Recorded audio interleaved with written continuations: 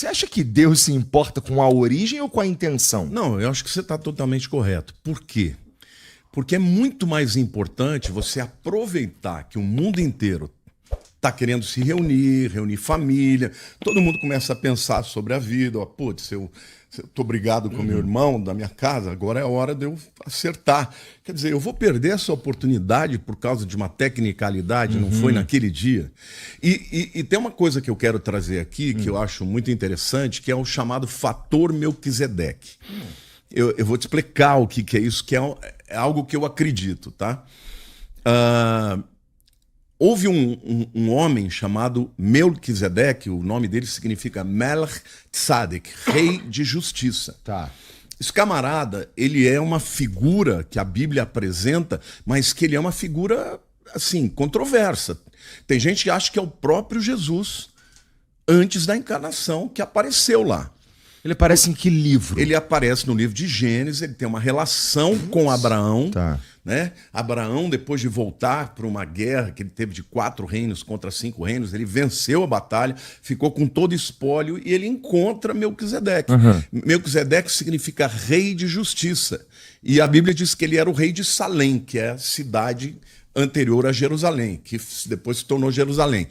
E Abraão foi e pagou o dízimo para ele.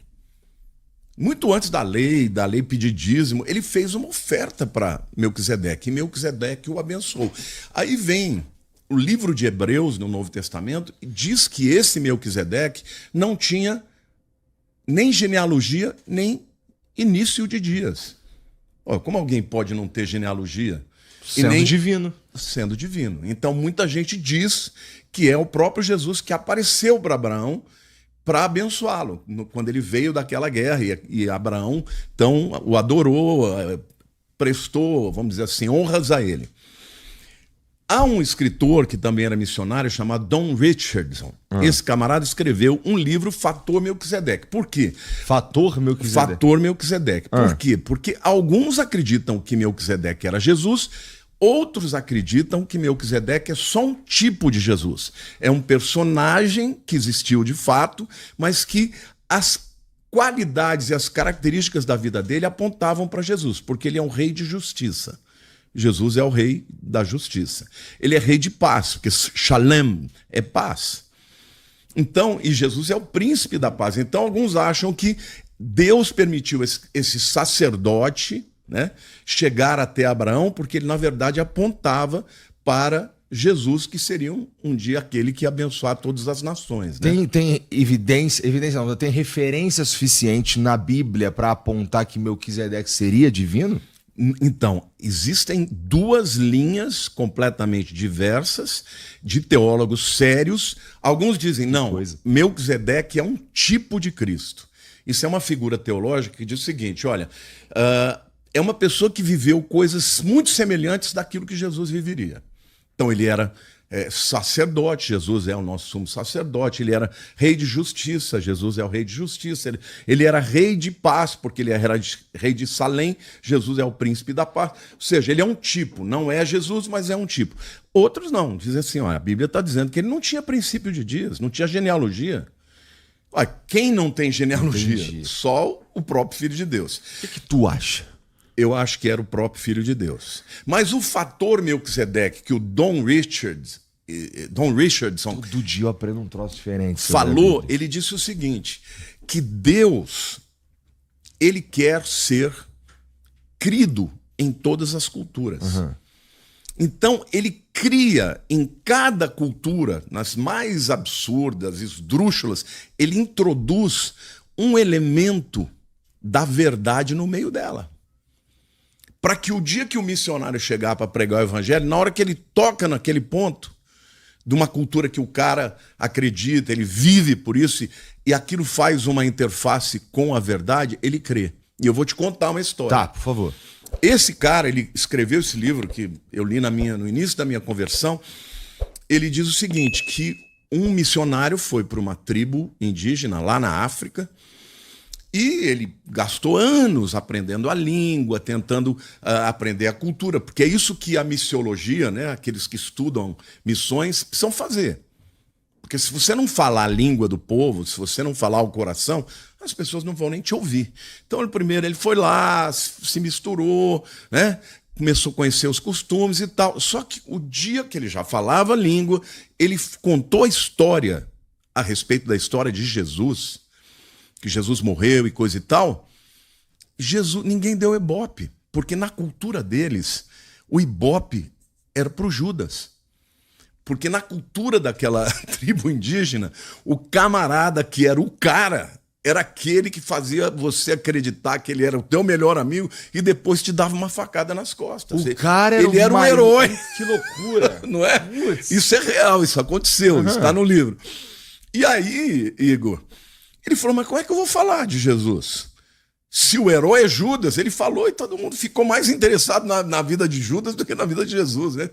E aí ele gastou mais algum tempo se aprofundando, até que um dia ele descobre uma outra coisa da cultura.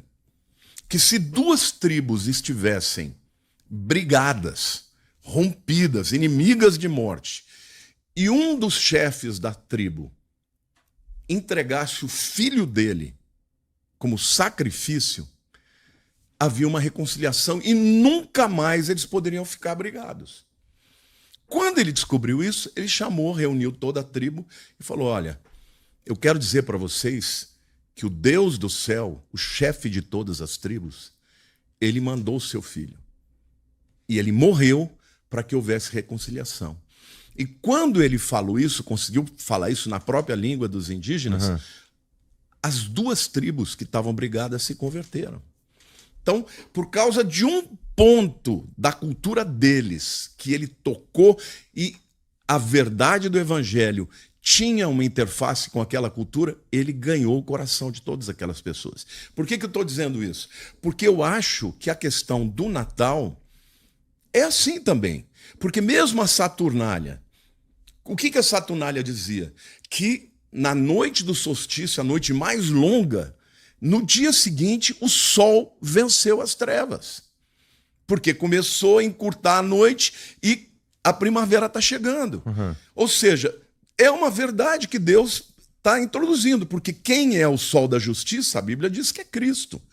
Cristo venceu as trevas, que representa Satanás. Então eu acho que tudo isso para te dizer o seguinte, que o Natal é uma coisa tão linda, embora o dia não seja importante, não é 25, mas o espírito das pessoas está muito mais aberto para falar de amor, de perdão, de reunir família e também de falar de Cristo. Quando você abre mão disso, quem que vai sobrepujar? O Papai Noel, que é um mito, que também nasce de uma história real, né, de São Nicolau, que era um bispo, né, da igreja turca, que quando ele era o pastor daquela igreja, havia muita gente miserável, gente que não tinha nada para comer.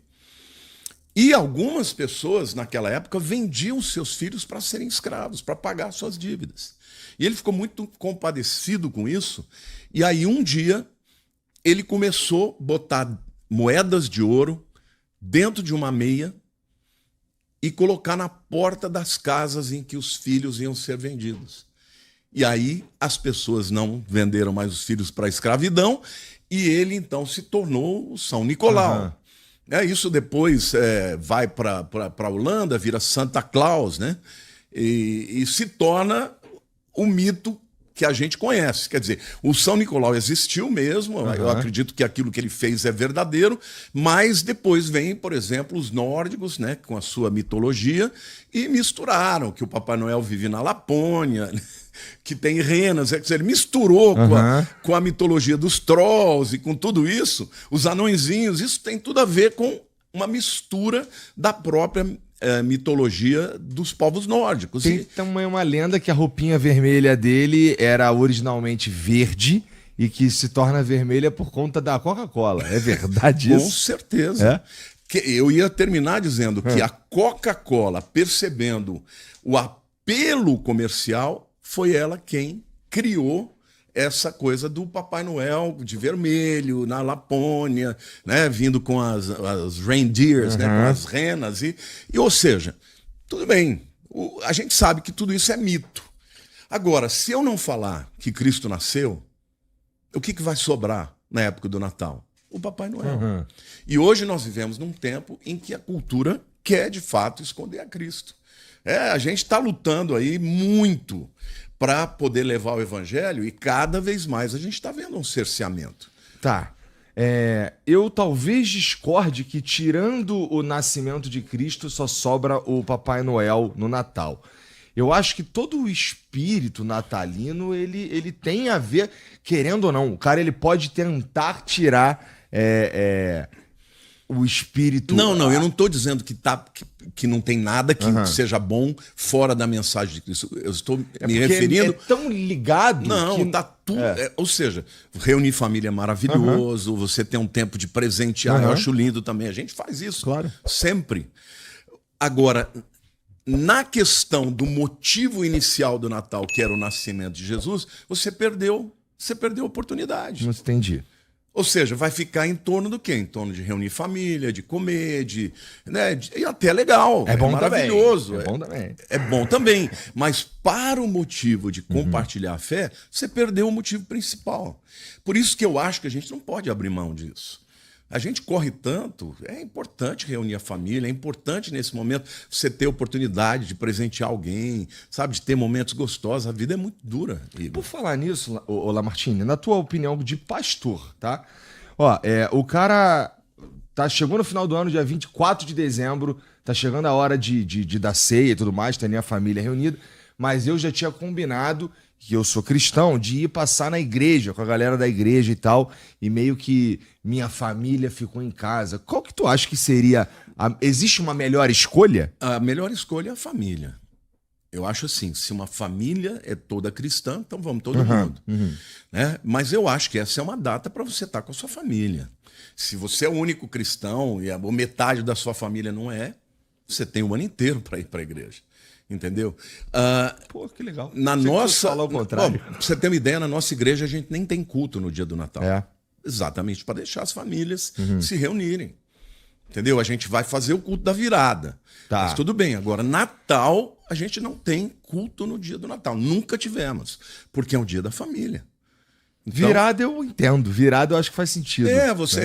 Cada um faz o que cada quer. Um faz a gente pula 7 ondas, a gente passa de joelho orando, pedindo a Deus que o ano que vem... Não, eu respeito, super respeito. Acho que a gente tem que respeitar a fé das pessoas. Mas o que eu penso é que o Natal é maravilhoso, no sentido de reunir a família. Só que no meu caso, das famílias cristãs, antes dos comes e bebes, a gente sempre faz assim. Primeiro, um momento de agradecimento. Então, cada pessoa da família agradece a Deus por alguma coisa. Quero agradecer por um livramento, por uma cura. Quero agradecer porque você está aqui, pela família. Esse momento assim. Em seguida, a gente faz a troca dos presentes, amigo secreto. Tem famílias que fazem o inimigo secreto também, né? E aí depois vem os comes e bebes. E é maravilhoso, entendeu? Esse momento de comunhão. Por isso eu acho que o Natal... no mundo inteiro, ele chama atenção para o fato de que Jesus nasceu. E a gente não pode perder isso. E se a gente abrir mão simplesmente por causa de tecnicalidade... Bom, para te dizer a verdade, Deus não está nem aí para o dia que Jesus nasceu. Porque isso não era importante na cultura judaica. Senão, Deus teria dito, ele nasceu tal dia. A gente tem uma ideia de que ele tenha nascido ou em setembro ou em março por conta... de tudo que havia em torno, né? Não podia ser inverno. Inverno não tem ovelha no campo, então certamente não foi. Agora, tem outras razões porque a gente acredita que pode ser nessa época de setembro, né? Então, assim, o que eu quero dizer é que os símbolos do Natal têm muitas coisas que têm a ver com Cristo mesmo. Por exemplo, no Natal... na Saturnália falava lá de que o Rei Sol, né, tá vencendo as trevas, que é o mal. E na Bíblia, Cristo é visto como a luz do mundo. Né? Por exemplo, lá em Lucas 1, 77, 78 e 79, diz assim: graças à entranhável misericórdia do nosso Deus, pela qual nos visitará o sol nascente das alturas, para alumiar os que jazem nas trevas e na sombra da morte, e dirigir os nossos pés pelo caminho da paz. Ou seja, a Bíblia também usa a metáfora do sol para falar que é Jesus. Por quê? Porque sem sol não há vida. Sem sol não tem vida no planeta Terra. Não tem, como é que chama o processo de transformar a luz em fotossíntese. Fotossíntese. Sem fotossíntese não tem vida. Então, na Bíblia, o sol da justiça é o Messias. E como é que tu enxerga? Você falou aí que Deus coloca na cultura dos humanos, na nossa cultura, nas diferentes culturas, elementos que ressoam com a verdade. Quando a verdade Ou seja, nem tudo que está naquela cultura é errado. Isso que eu tô dizendo. Tem coisas que Deus mesmo colocou dentro do coração do homem. O livro de Romanos fala que Deus ele se revela. Tanto é, Igor, que você vê nas culturas mais primitivas do mundo, você vê pessoas adorando a estrela, o sol. Quer dizer, o camarada nasce com o sentimento de que não é só isso. O pai do psicodrama, Moreno, ele dizia que isso é a centelha divina que Deus colocou no coração do homem. E a teologia diz que isso é a revelação geral. Não importa se você crê nisso ou naquilo, tem coisas que Deus colocou lá dentro. Você já nasce sem ninguém te dizer, você já nasce acreditando ou sentindo uma sede, uma fome pelo eterno para buscar o transcendente, entendeu? Sim. E aí, isso é interessante, porque isso abre um caminho que eu acho que eu nunca conversei com ninguém, que é o seguinte, se Deus coloca um pedacinho da verdade, ou se nem tudo que os caras estão ali acreditando, ou se ninguém chegou lá para dizer que existe um Deus. Isso, alguma coisa assim, o cara ele já tem essa coisa dentro já dele, tem. E ele já adora o sol, ele já adora, sei lá, a natureza, o rio, alguma coisa, ele já tem ali ele já percebe que há uma... Então tem como esse cara tá errado, Lamartine? Veja, vamos voltar 500 anos, 550 anos, né, pro passado, e pensar que não tinha chegado ninguém aqui no Brasil para falar com a galera que estava aqui, né? Com a mensagem de Cristo, no caso, né? E aí, esse cara ele já estava cultuando alguma coisa. Sim. O sol, e por aí vai. Tem várias culturas que tinham aqui na América do Sul.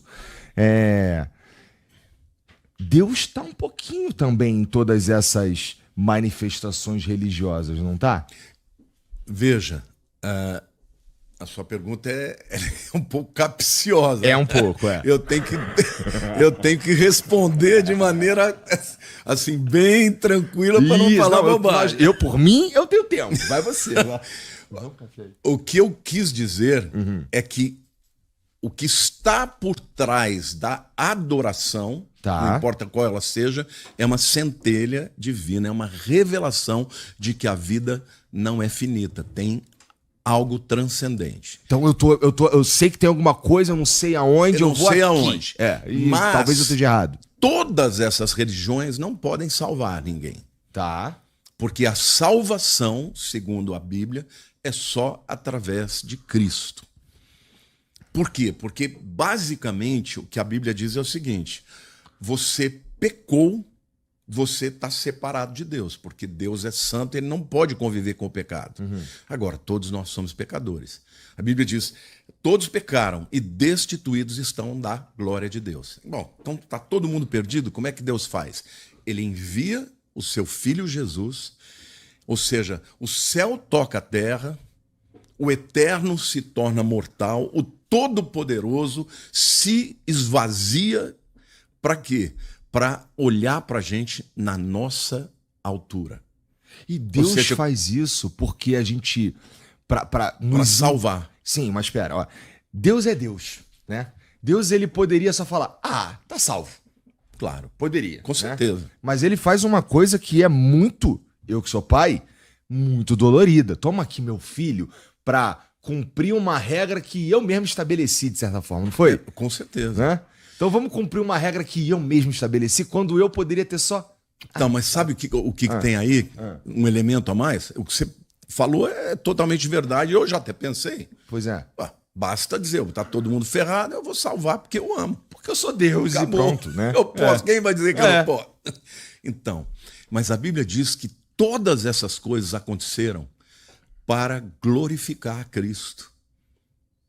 Por ele se tornar o grande herói da humanidade, aquele que voluntariamente, porque o caminho que ele fez foi um caminho do esvaziamento. Ele era adorado no céu, era o rei da glória. E ele se tornou homem. E como homem, ele se tornou servo. E como servo, ele se tornou, morreu na cruz, que é a morte da maldição. Ou seja, ele saiu do ápice E morreu do da pior glória jeito. e morreu do pior jeito, que é a maldição. Agora, ele fazendo isso, ele viveu na vida inteira sem nunca ter cometido pecado e ele pode se tornar, então, o sacrifício perfeito, que é, na verdade, uma troca. O justo pelos injustos.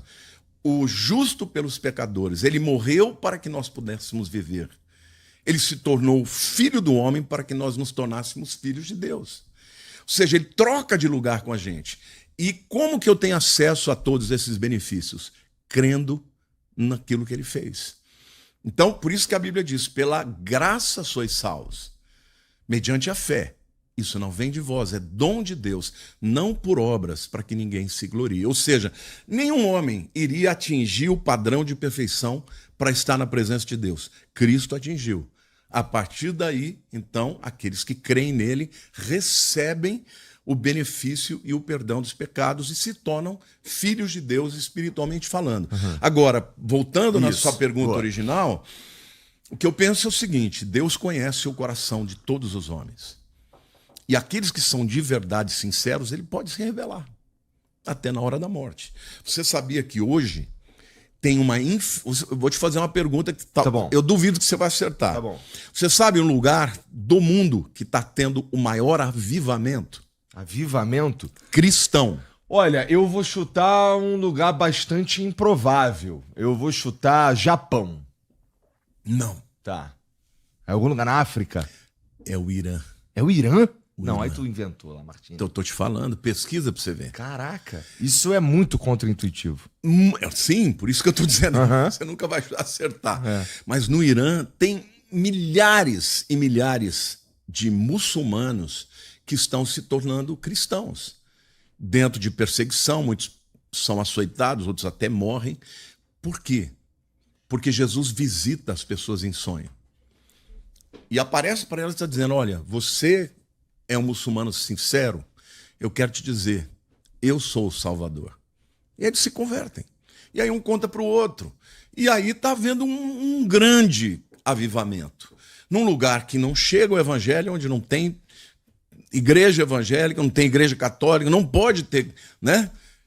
E, no entanto, as pessoas estão se convertendo. Quem que se interpôs à realidade deles? O próprio Deus. Então, eu creio que quando Deus conhece o coração de alguém, ele pode se revelar. Ele não fez assim com Abraão? Abraão era um pagão.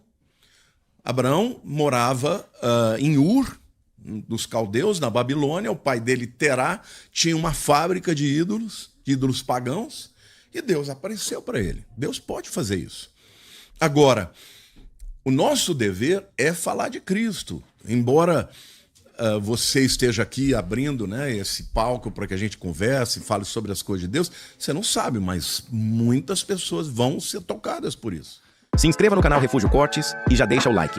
Isso ajuda demais o canal a crescer e motiva a gente a trazer cada vez mais cortes de podcast para vocês.